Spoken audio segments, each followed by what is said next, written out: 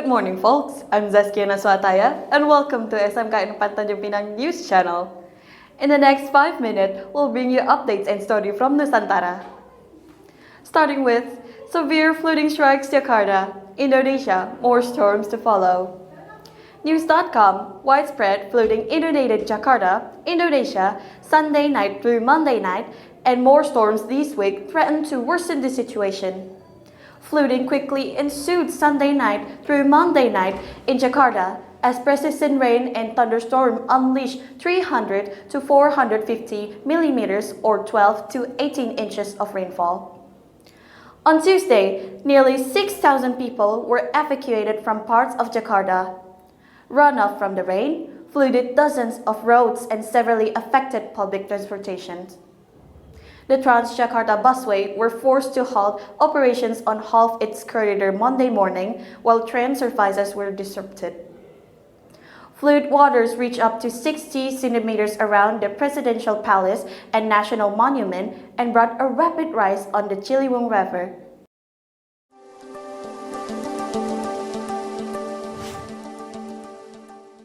Moving to the second news. Thousands evacuate as floods inundate Bandung homes.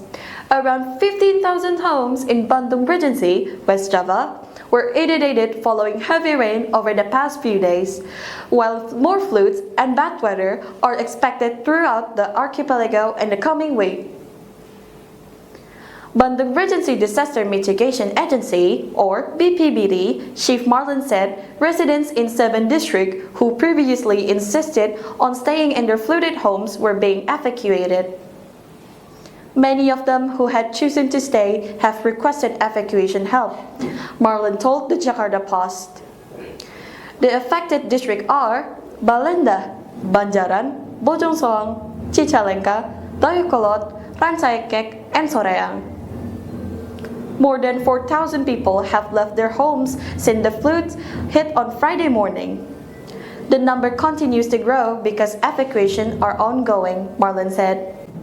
The agency has prepared shelters in the district, including at police and military headquarters and houses of worship.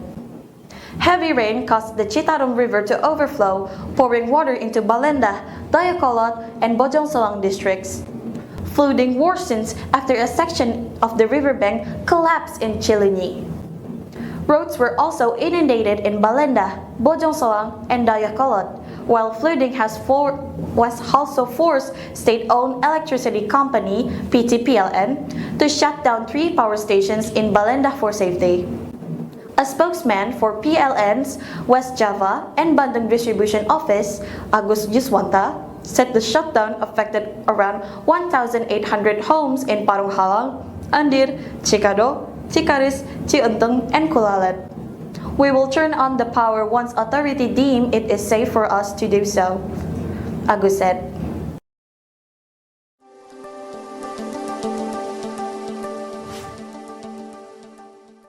And here we have the final news.